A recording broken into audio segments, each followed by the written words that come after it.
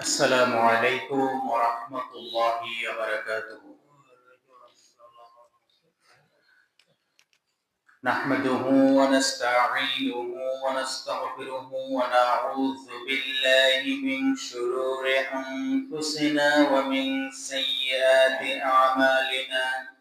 من يهده الله فلا مضل له ومن يضلله فلا هادي له. ونشهد أن لا إله إلا الله وحده لا شريك له. ونشهد أن سيدنا وحبيبنا ومولانا محمدا عبده ورسوله الذي أرسله بالحق بشيرا ونذيرا وداعيا إلى الله بإذنه وسراجا منيرا.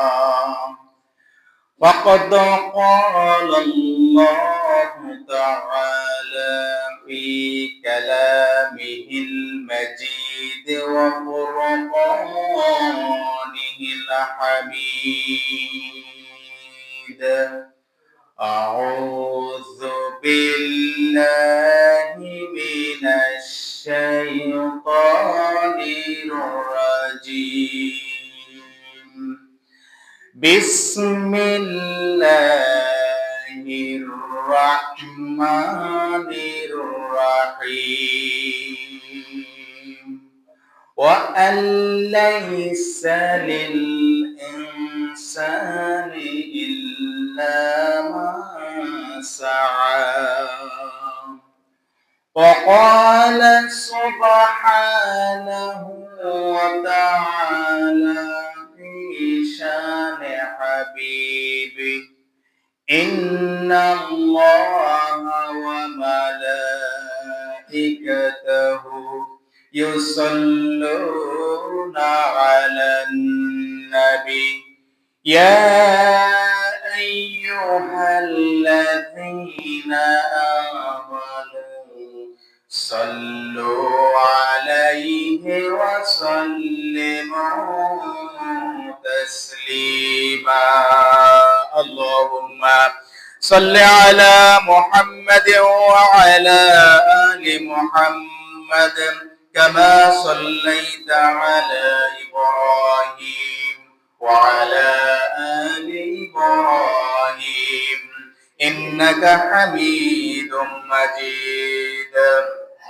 اللهم بارك على محمد وعلى آل محمد كما باركت على إبراهيم وعلى آل إبراهيم إنك حميد مجيد.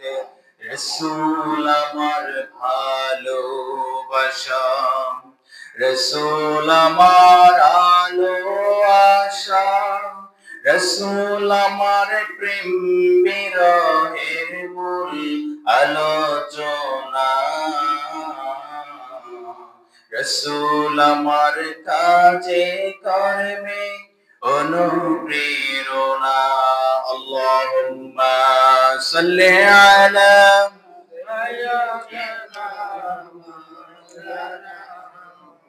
وعلى آل سيدنا مولانا محمد بلغ العلا بكماله كشف الدجى بجماله حسنت جميع خصاله صلوا عليه وعليه محمد مصطفى تمہیں حبیب پاک دیگر صفی عاسیہ مشکل کشائے روز محشر ہو بلغ العلا بکمالہ كشف الدجى بجماله حسنت جميع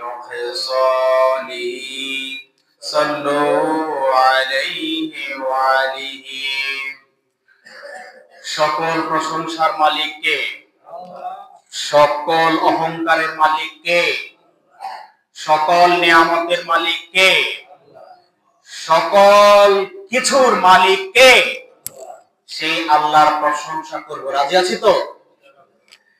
মুআজ্জাজ মুসল্লি ভাইরা, বাইতুন নূর জামে মসজিদ এলাকার দিন প্রেমী, ইসলাম প্রেমী, আল্লাহ প্রেমী, নবী প্রেমী মুসলমান ভাইরা, পর্দার অন্তরালের সম্মানিতা মা এবং বোনেরা, আমরা জুমার দিনে সর্বপ্রথম আল্লাহ তাআলার দরবারে শুকর গুজার হচ্ছি যে আল্লাহ তাআলা আমাদেরকে সুস্থ শরীরে আবারও তার ঘরে এসে স্পেশাল সপ্তাহের বিশেষ একটা দিন, জুমার দিন, আমাদেরকে সালাতুল জুমা আদায় করার জন্য এবং জুমার পূর্ববর্তী খুতবা শোনার জন্য আল্লাহ তাআলা আমাদেরকে এখানে আসার এবং বসার তৌফিক দিয়েছেন। আমরা জবান দারাজ করে দিয়ে সেই মুনিবের দরবারে কালিমাতুশ শুকর আদায় করছি আলহামদুলিল্লাহ।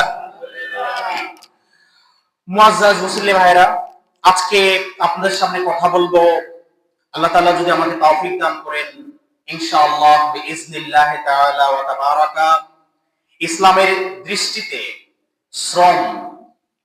শ্রমিক এবং মালিকের অধিকার এবং কর্তব্য, এই বিষয়টা বর্তমানে অত্যন্ত দৃষ্টিগোচর হয়েছে আমার।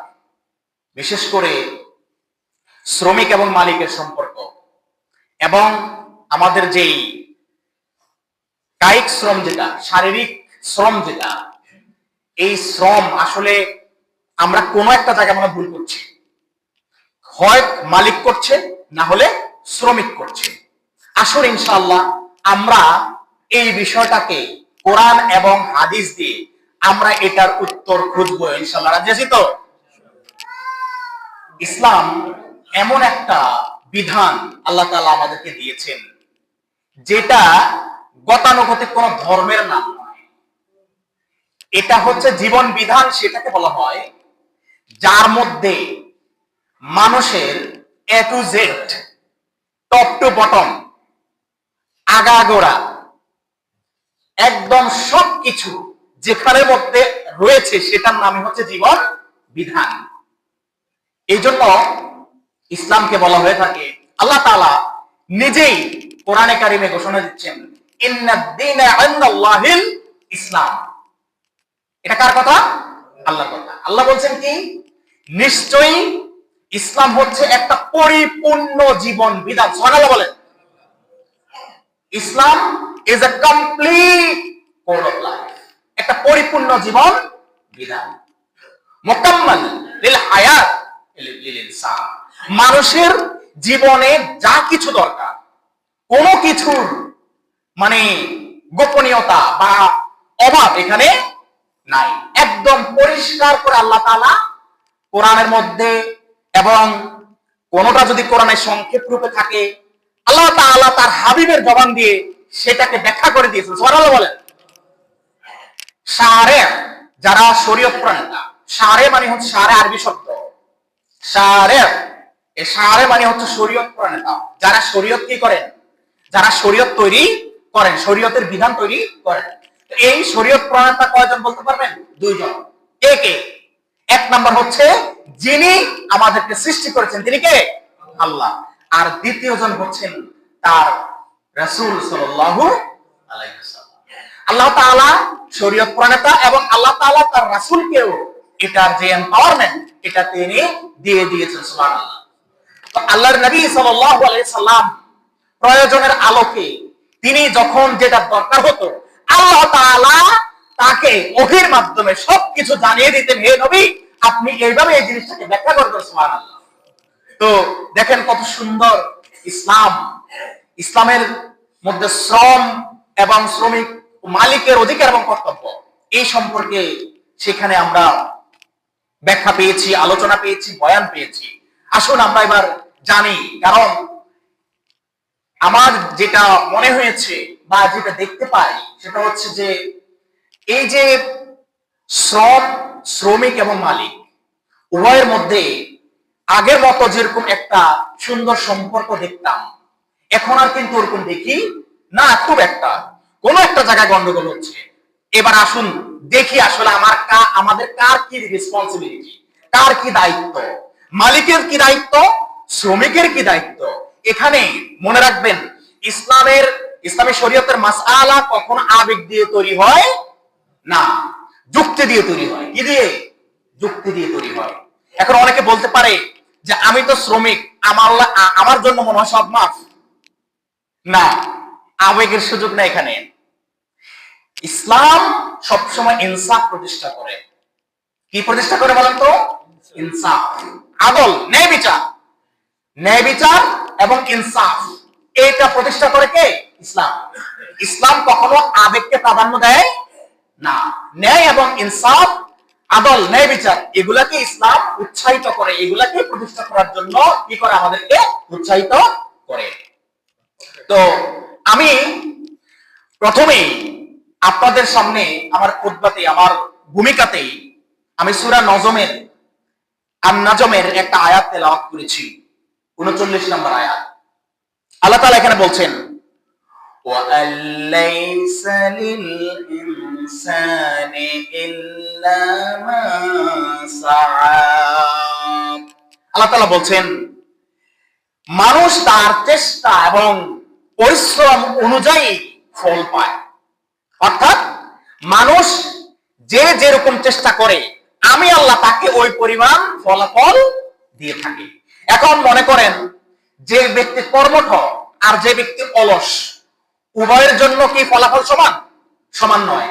উভয়ের জন্য যদি ফলাফল সমান হতো তাহলে আল্লাহ তাআলার জন্য এখানে বৈষম্য করা হতো। নাউজুবিল্লাহ বলেন। আর আল্লাহ তাআলা কোরআনে বলছেন আমি আমার বান্দার উপরে জুলুম করা আমি আল্লাহর জন্য হারাম করে দিয়েছি। আল্লাহু আকবার। আল্লাহ বান্দার উপরে জুলুম করা কি করেছেন? হারাম করেছেন। আল্লাহ কখনো বান্দার উপরে কি করেন না? জুলুম করেন না। তাহলে দেখেন আল্লাহ তাআলা বলছেন যে ওয়ালাইসা লিল ইনসানি ইল্লা মা সাআ। আপনার চেষ্টা অনুযায়ী আপনি যেরকম চেষ্টা করবেন আল্লাহ তাআলা আপনাকে সেরকম ফলাফল দান করবেন। আপনার চেষ্টা যদি বেশি হয় আল্লাহ আপনাকে বেশি দিবেন, আপনার চেষ্টা যদি কম হয় তাহলে আল্লাহ তাআলা আপনাকে কম দিবেন। এই ক্ষেত্রে আল্লাহকে দোষারোপ করার কোনো সুযোগ আছে? কোনো সুযোগ নাই। কিছু মানুষ আছে যারা আপনার ইমোশনালি, আবেগ নিয়ে তারা মনে করে কি? তারা মনে করে আমি সারাক্ষণ তাসবিহ পড়ব আর এটা ওটা চাইবো আল্লাহর কাছে শুধু, কিন্তু চেষ্টা করলাম না, তাহলে সে কি পাবে? পাবে না। কিন্তু একটা পর্যায়ে সে কি করলো? সে হতাশ হয়ে গেল। সে চিন্তা করলো যে আমি তো আল্লাহর কাছে চাইলাম, আল্লাহ তো আমাকে দিল না। কিন্তু আল্লাহ তো আগাম আপনাকে জানিয়ে দিয়েছেন যে হে বান্দা তুমি তোমার চেষ্টা অনুযায়ী তুমি তোমার ফল পাবে। তবে হ্যাঁ, তোমার চেষ্টার সাথে সাথে তুমি দোয়া করো। ওই দোয়াটা হচ্ছে তোমাকে এখানে কি করবে? এখানে তোমাকে অনেক বেশি সাপোর্ট দেবে। কিন্তু বান্দা এটা সবসময় খেয়াল রাখবা, তোমার চেষ্টা ব্যতীত আমার কাছে চেয়ে কোনো লাভ হবে না। তাহলে অলস যারা, এই অলস ব্যক্তিকে আল্লাহ তাআলা পছন্দ করেন না। এজন্য সময় হাজিরিন যে আমাদেরকে আমাদের জীবিকা উপার্জনের জন্য আমাদেরকে চেষ্টা করতে হবে। তবে কোন চেষ্টা? মনে করেন অনেকে আছে যে রাত্রিবেলায় ডাকাতি করতে গিয়ে চেষ্টা করলো, এটা কি হালাল চেষ্টা না হারাম চেষ্টা? হারাম চেষ্টা। মনে রাখবেন কোন হারাম চেষ্টা ইসলাম কখনো করতে বলে না, সব সময় হালাল চেষ্টা করবেন। যেমন কি এখানে মনে করেন আপনার একটা জমিন আছে, ফসলি জমি, আপনি আল্লাহ এটাকে উর্বর করে দিয়েছেন, জমিনকে আল্লাহ উর্বর করে দিয়েছেন আমাদের শস্য, ফল, ফলাদি এগুলো উৎপাদন করার জন্য। আপনার চেষ্টা কি হবে? আপনার চেষ্টা হবে আপনি এটাকে সুন্দর মতো এটাকে মানে কি করবেন? চাষ করবেন। চাষ করে এখানে আপনি বীজ বপন করবেন। বীজ বপন করে সুন্দর মতো এটার পরিচর্যা করবেন। আর আল্লাহর কাছে বলবেন হে আল্লাহ আমি তো আমার চেষ্টা করেছি, এবার আপনি আমাকে এখানে ফসল দিয়ে ভরে দেন। সুবহানাল্লাহ বলেন। তখন দেখবেন আপনার ক্ষেত, আপনার জমিন ফসলে ভরে গেছে। আল্লাহু আকবার। তাহলে দেখেন আপনি চেষ্টা করেছেন, আর এটার চেষ্টা করার পরে যে ফলাফল এটা দেওয়ার মালিক কে? আল্লাহ। তাহলে আপনার দুটোই ঠিক আছে। তখন দেখবেন যে আপনার এই চেষ্টাটা শুধু চেষ্টা নয়, এই চেষ্টার আরেক নাম হচ্ছে ইবাদত। সুবহানাল্লাহ বলেন। তাহলে একজন বান্দা যখন তার হালাল জীবিকা উপার্জন করার জন্য যখন চেষ্টা করে, এই চেষ্টাটা কি বলেন তো? ইবাদত। এই চেষ্টাটা কি? ইবাদত। আল্লাহ তাআলা সূরা জুমার 10 নম্বর আয়াতে বলছেন, ফাইযা কুদিয়াতিস সালাতু ফান্তাশিরু ফিল আরদ ওয়াবতাগু মিন ফাদলিল্লাহ। আল্লাহ তাআলা বলছেন, যখন তোমাদের নামাজ শেষ হয়ে যায়, সালাত শেষ হয়ে যায়, তখন তোমরা মসজিদে বসে থাকবে না। মসজিদে তখন তোমার কোনো কাম নাই। যখন শুধুমাত্র সালাতের সময় হয়েছে, নামাজের সময় হয়েছে, তখনই শুধুমাত্র তুমি মসজিদে এসে তোমার নামাজ তুমি সমাপ্ত করো। যখন তোমার নামাজ তুমি শেষ করে ফেলো, তখন আমি আল্লাহ তোমাকে আমি নির্দেশ দিয়েছি, কারণ তোমার জীবিকা উপার্জনের জন্য তোমাকে চাষ করতে হবে, তোমাকে চেষ্টা করতে হবে। আর চেষ্টা করার জন্য তোমাকে মসজিদ ছেড়ে জমিনের মধ্যে বেরিয়ে পড়তে হবে। তুমি তোমার চেষ্টা চালিয়ে যেতে হবে। তোমার কর্ম যার যার যেখানে রয়েছে সেই সেখানে পেয়ে যাবে। সুবহানাল্লাহ। وَإِذَا قُضِيَتِ الصَّلَاةُ فَانتَشِرُوا فِي الْأَرْضِ। আল্লাহ তাআলা বলছেন, তখন তোমরা জমিনের মধ্যে ছড়িয়ে পড়ো। ওয়াবতাগু মিন ফাদলিল্লাহ, এবং আল্লাহ তাআলার অনুগ্রহ তোমরা অন্বেষণ করো। সুবহানাল্লাহ। তাহলে আপনি যদি চেষ্টা করে আল্লাহ তাআলার অনুগ্রহ চান, তাহলে আল্লাহ তাআলা আপনাকে মানে ফলাফল, উত্তম ফলাফল দেওয়ার জন্য বসে আছেন। সুবহানাল্লাহ। তাহলে চেষ্টার দরকার আছে কিনা? আছে। فَإِذَا قُضِيَتِ الصَّلَاةُ فَانتَشِرُوا فِي الْأَرْضِ وَابْتَغُوا مِن فَضْلِ اللَّهِ واذكروا الله كثيرا لعلكم تفلحون। আর যখন বান্দা তুমি জমিনের মধ্যে চেষ্টা করবে, তোমার জীবিকা উপার্জন করার জন্য যখন তুমি চেষ্টা করবে, তুমি যদি ড্রাইভার হয়ে থাকো তখন গাড়ি চালানো অবস্থায়, তুমি যদি কৃষক হয়ে থাকো তোমার কৃষি কাজ করা অবস্থায়, তুমি যদি চাকরিজীবী হয়ে থাকো তোমার ডিউটি অবস্থায়, তুমি যদি যে কোনো কর্মই করো না কেন সেই কর্ম চলমান অবস্থায়, তোমার কাজ হচ্ছে তুমি তোমার চেষ্টা চালিয়ে যাবে আর আমি রবকে বেশি বেশি করে আমাকে স্মরণ করবে। সুবহানাল্লাহ। তুমি যদি আমাকে বেশি বেশি করে স্মরণ করো, তাহলে এই জিনিসটা আমি তোমাকে অনেক বেশি বাড়িয়ে দেব, এবং শুধু বাড়িয়ে দেব নয়, লাআল্লাকুম তুফলিহুন, সম্ভাবনা আছে তুমি সফল হয়ে যাবে। সুবহানাল্লাহ। তাহলে যারা চেষ্টা করে এদেরকে আল্লাহ দেয়, আল্লাহ এদেরকে পুরস্কার দেয়, এদেরকে বেশি বেশি দেয়, এদেরকে আপনার ফলাফল ভালো দেয়, এবং আল্লাহ তাআলা বলছেন এরা সফল হওয়ার সম্ভাবনা রয়েছে। সুবহানাল্লাহ। তাহলে অলস বসে থাকা যাবে? বসে থাকা যাবে না। কোন অবস্থাতে অলস বসে থাকা যাবে না। অলস ব্যক্তি আল্লাহর রাসূলের দুশমন, আল্লাহর দুশমন। এদের সাথে আল্লাহ তাআলা অলস ব্যক্তিকে সব সময়, অলস ব্যক্তির উপরে সব সময় রাগান্বিত থাকে। নাউজুবিল্লাহ বলেন। এজন্য আমাদেরকে কি করতে হবে? পরিশ্রমী হতে হবে, কর্মঠ হতে হবে। এরপর আল্লাহ তাআলা বলছেন সূরা আনকাবুতের 6 নম্বর আয়াতে, মান জাহাদা ফা ইন্নামা ইউজাহিদু লিনাফসি ইন্নাল্লাহা লাগানিয়্যুন আনিল আলামিন। সুবহানাল্লাহ। আল্লাহ তাআলা বলছেন, মান জাহাদা, যে ব্যক্তি চেষ্টা করে, যে ব্যক্তি চেষ্টা চালিয়ে যায়, ফা ইন্নামা ইউজাহিদু লিনাফসি, শুধুমাত্র সে তার নিজের জন্য চেষ্টা করে। এমন না আপনি চেষ্টা করছেন সেটার ফল অন্য কেউ নিয়ে যাবে। আল্লাহ তাআলা সূরা আনকাবুতের 6 নম্বর আয়াতে আপনার এই আশঙ্কাকে দূর করে দিচ্ছেন, আপনার এই মনের সন্দেহকে দূর করে দিচ্ছেন। আল্লাহ পাক বলছেন, মান জাহাদা, হে বান্দা শুনে রাখো, তুমি যদি চেষ্টা করো, ফা ইন্নামা ইউজাহিদু লিনাফসি, তুমি শুধু তোমার জন্য চেষ্টা করলে এর ফল শুধুমাত্র আমি তোমাকেই দেব। সুবহানাল্লাহ। তাহলে আপনি চেষ্টা করলে ফলাফল কে পাবে? আপনি পাবেন। এটা কার কথা? আল্লাহর কথা। ওয়া ইন্নামা ইউজাহিদু লিনাফসিহি, আপনার নিজের জন্য ফলাফলটা আপনি পাবেন। আপনার নিজের জন্যই শুধুমাত্র আপনি চেষ্টা করছেন। ইন্নাল্লাহা লাগানিয়্যুন আনিল আলামিন। আল্লাহ তাআলা স্পষ্ট করে তিনি বলে দিচ্ছেন, বান্দা জেনে রাখবে আমি আল্লাহ তাআলা আমি কারো কাছে মুখাপেক্ষী নই, আমি কারো দ্বারা দাঁড়ি না, আমি হচ্ছি সবার ধনী।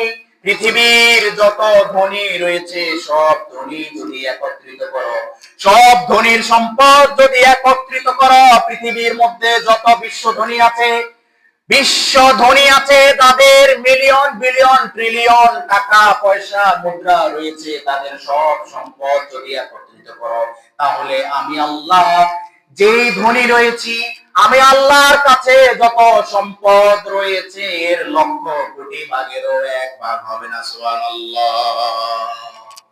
ইন্নাল্লাহা লাগানিয়্যুন আনিল আলামিন। এই পৃথিবীর মধ্যে আমি আল্লাহ কারো দ্বারা দাঁড়ি না। সুবহানাল্লাহ। আল্লাহ বলছেন কারো দ্বারা দাঁড়ি না, আমি ধনী, আমি কারো মুখাপেক্ষী নই। তাহলে আল্লাহ তাআলা হচ্ছেন ধনী, ওয়া আনতুমুল ফুকারা, আমরা সবাই হচ্ছে গরীব। আমরা সবাই কি? গরীব। দেওয়ার মালিক কে? মালিক আমাদের জন্য রিজিক নিয়ে বসে আছেন, কিন্তু আমাদেরকে বলেছেন এই রিজিক তার থেকে নেওয়ার জন্য তিনি প্রথম শর্ত দিয়েছেন চেষ্টা করতে হবে। কি করতে হবে? চেষ্টা করতে হবে। চেষ্টার পর হচ্ছে দোয়া করতে হবে। তারপরে তিনি আপনাকে ওয়াদা দিচ্ছেন, বান্দা তোমাকে আমি রিজিক দিয়ে ভরপুর করে দেব। সুবহানাল্লাহ। এবং শুধু রিজিকই দেব না, আমি তোমাকে সফল করে দেব। সুবহানাল্লাহ। তাহলে আল্লাহ তাআলার ওয়াদার ব্যাপারে কোনো সন্দেহ হয়? কোনো সন্দেহ হয়? আপনাদের কথার সাউন্ডে মনে হচ্ছে আপনাদের বড় সন্দেহ হয়। আল্লাহ তাআলার ওয়াদার ব্যাপারে কোনো সন্দেহ আছে? কোনো সন্দেহ নাই, কোনো সন্দেহ নাই। আল্লাহ তাআলার ওয়াদা সবসময় সত্য, মহাসত্য, যেই সত্যের ব্যাপারে কোনো সন্দেহ নাই। ডাউটলেস, একদম ডাউটলেস, সন্দেহহীন।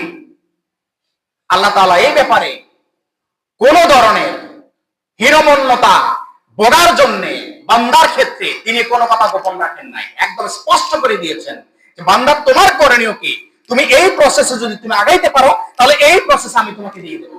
কিন্তু তুমি অলস হয়ে বসে থাকবে আর অন্যের কাছে চাইতে থাকবে, অন্যের সাহায্য সহযোগিতার আশায় বসে থাকবে, বান্দা তুমি খেয়াল রাখো যে যে ব্যক্তি হাদিস শরীফে আসছে, যে ব্যক্তি অন্যের কাছে মুখাপেক্ষী হয়, অন্যের কাছে হাত পাতে, অন্যের দান দক্ষিণের জন্য বসে থাকে, আল্লাহ তাআলা তাকে পছন্দ করেন না। নাউজুবিল্লাহ বলেন। চেষ্টা করতে হবে, চেষ্টা করলে এটা ফল দিবেন কে? আল্লাহ। এজন্য যার যেখানে যত কৃষি জমি আছে কোনো কিছু পরিত্যক্ত রেখে দেবেন না। এই জমিন আল্লাহ তাআলা উর্বর করে দিয়েছেন বান্দাদের জন্য, এই জমিন পরিত্যক্ত পড়ে থাকার জন্য নয়। এই জমিনকে আপনি চাষ করবেন, ফসল ফলাবেন, এখান থেকে আপনার রিজিকের সৃষ্টি হবে, রিজিকের ঘাটতি হবে না। দেওয়ার মালিক কে? তো শ্রম এটা ইসলামের মধ্যে অত্যন্ত গুরুত্বপূর্ণ। নবী করিম সাল্লাল্লাহু আলাইহি সাল্লাম বলছেন, আল কাসিবু হাবিবুল্লাহ। নবী করিম সাল্লাল্লাহু আলাইহি সাল্লাম বলছেন, মুসলিম শরীফের হাদিসে, আল কাসিবু হাবিবুল্লাহ, যে ব্যক্তি সহস্তে উপার্জন করে, নিজ হাত দ্বারা উপার্জন করে, আপন হাত দ্বারা উপার্জন করে, হাবিবুল্লাহ, সে আল্লাহর বন্ধু, সে আল্লাহর দোস্ত। সুবহানাল্লাহ বলেন না? যে ব্যক্তি সহস্তে উপার্জন করে, নিজ হাতে উপার্জন করে, সে আল্লাহর কি? সে আল্লাহর কি? বন্ধু। বন্ধু বলতে তো কষ্ট হয়, সে আল্লাহর কি? বন্ধু। আমার নবী, আপনার নবী, বিশ্ব নবী বলছেন, আল কাসিবু হাবিবুল্লাহ, যে ব্যক্তি সহস্তে উপার্জন করে, অন্যের দিকে তাকিয়ে থাকে না, অন্য কেউ তাকে সাহায্য করবে, অন্য কেউ তাকে ভিক্ষা দিবে, তারপর সে খাবে, এরকম বসে থাকে না, সে তার নিজের হাত দিয়ে কর্ম করে, হালাল কর্ম, বৈধ কর্ম করে, সে আল্লাহর বন্ধু। সে আল্লাহর কি? বন্ধু। তাহলে কৃষক ভাইরা, যারা যে পেশার সাথে আছেন, আপনার পেশাটা যদি বৈধ হয়, তাহলে আপনি সহজে যে উপার্জন করছেন, আল্লাহর হাবিব বিশ্বনবী বলছেন আপনি আল্লাহর দোস্ত, আপনি আল্লাহর বন্ধু। সুবহানাল্লাহ। তাহলে আমরা সহজে উপার্জন করব কিনা? আবার সহজে উপার্জন চোরেরাও তো করে কিনা? ডাকাতরাও করে, হাইজাকাররাও করে, তারপরে চাঁদাবাজরাও কি করে? সহজে উপার্জন করে কিনা? অবশ্য এখন সহজে উপার্জন করা লাগে না, একটা সার্কেল আছে। আমি যতটুকু খোঁজ খবর নিয়েছি, চাঁদাবাজদের সিস্টেম হচ্ছে তাদের কয়েকটা থাকে, হাত থাকে। যে মানে যার কাছে বড় অংশটা যায় সে কিন্তু ফিল্ডে আসে না, সে কিন্তু পর্দার অন্তরালে থাকে। ওই ফিল্ডের মধ্যে নামিয়ে দেয় হচ্ছে আমার আপনার এলাকার যে সমস্ত ছেলেপেলেরা একটু দরিদ্র ফ্যামিলির অর্থ কষ্টে আছে, এদেরকে টার্গেট করে, এদেরকে নিয়ে কালেকশনের দায়িত্ব এদেরকে দেয়। আর দুই তিনটা হাত বদল হয়ে লাস্টে যার কাছে যায় এ হচ্ছে লিডার। এ হচ্ছে কে? লিডার।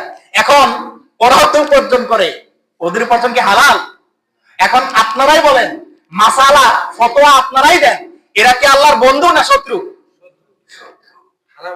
হারাম উপার্জন, কথা সোজা। চাঁদার উপার্জন হারাম উপার্জন। কোন সিএনজি স্ট্যান্ডে কোনো চাঁদাবাজি চলবে না, কোন বাস স্ট্যান্ডে কোনো চাঁদাবাজি চলবে না, কোন ট্রাক স্ট্যান্ডে কোনো চাঁদাবাজি চলবে না, কোন জায়গায় কোনো চাঁদাবাজি চলতে পারবে না, ঠিক কিনা? কারণ চাঁদাবাজির সাথে ইসলামের কোনো সম্পর্ক নাই। হাদিস শুনালাম তো আপনাদেরকে, এখন ফতোয়া আপনারাই দিছেন, মাসালা আপনারাই দিছেন যে যারা চাঁদাবাজি করে এদের একটা সহজ উপার্জন ঠিক আছে, কিন্তু এটা হালাল উপার্জন নয়, এটা হারাম উপার্জন। তাহলে আপনি যে কৃষিকাজ করছেন, আপনি যে চাষাবাদ করছেন, আপনি যে রাজমিস্ত্রি করছেন, আপনি কাঠমিস্ত্রি কাজ করছেন, আপনি গাছের কাজ করছেন, আপনি দোকানদারি করছেন, আপনি ড্রাইভিং করছেন, আপনি যাই করছেন না কেন, প্রত্যেকটা কাজ আপনি সহজতে করছেন। এই জন্য আপনি হালাল জীবিকা উপার্জনের জন্য করছেন। এই জন্য বিশ্বনবী বলছেন আপনারা সবাই আল্লাহর বন্ধু। সুবহানাল্লাহ। তাহলে হালাল পন্থা থাকতে হারাম পন্থা যাওয়ার কোনো দরকার আছে? মনে রাখবেন, হারাম পন্থা তারাই খোঁজে যাদের বন্ধু হচ্ছে শয়তান। যাদের বন্ধুকে শয়তান, এরাই শুধুমাত্র সারাক্ষণ হারাম পন্থায় খোঁজার চেষ্টা করে। সম্মানিত হাজরিন, আমি আজকে শ্রমের যে গুরুত্ব, মূলত এই পয়েন্টটা নিয়ে কথা বলছি। আমার এই খুতবাটা দুইটা পর্ব হবে। আজকে শ্রমের গুরুত্ব বলেছি, আলহামদুলিল্লাহ, ইনশাআল্লাহ আগামী খুতবায় কথা বলবো যে শ্রমিক এবং মালিকের অধিকার এবং কর্তব্য। ওই যে আমি শুরুতেই বলেছি, আমরা যেন কোনো একটা জায়গায় ভুল করতেছি। শ্রমিক এবং মালিকের মধ্যে সম্পর্কের ক্ষেত্রে ইসলাম কি বলছে, কোরআন এবং হাদিস থেকে আমরা কি পাচ্ছি, আর আমরা আসলে বর্তমানে শ্রমিক এবং মালিকের মধ্যে যে একটা মনোমালিন্যের সৃষ্টি হয়েছে, এটা কেন হয়েছে, ইনশাআল্লাহ আগামী খুতবাতে আপনাদের সামনে এই জিনিসটা আমি পরিষ্কার করে দেব, আল্লাহ তাআলা যদি আমাকে হায়াতে বাঁচিয়ে রাখেন। এবং আমার বিশ্বাস এরপরে অন্তত পক্ষে আমাদের এই কোরআন হাদিসের বাণী যতজনের কানে পৌঁছাবে, কারণ আমাদের এখানে মুসল্লি যারা আছেন, আপনারা সবাই তো আছেনই, সোশ্যাল মিডিয়াতে আমার খুতবাগুলো যে যায়, এই কথাগুলো যে পর্যন্ত পৌঁছাবে, আমার বিশ্বাস প্রত্যেকেই, কেউ হয়তোবা মালিক, কেউ হয়তোবা কি শ্রমিক, কেউ মালিক কি আবার কেউ শ্রমিক। আমি বিশ্বাস করি এবং আমি আশা করি পরিপূর্ণভাবে যে মালিক এবং শ্রমিকের মধ্যে সুন্দর একটা সম্পর্ক আবারও তৈরি হবে, এবং উভয়ের জায়গা থেকে সঠিক করণীয়, কর্তব্য, দায়িত্ব কি সেই জিনিসটা আমরা নিশ্চিত করতে পারবো ইনশাআল্লাহ।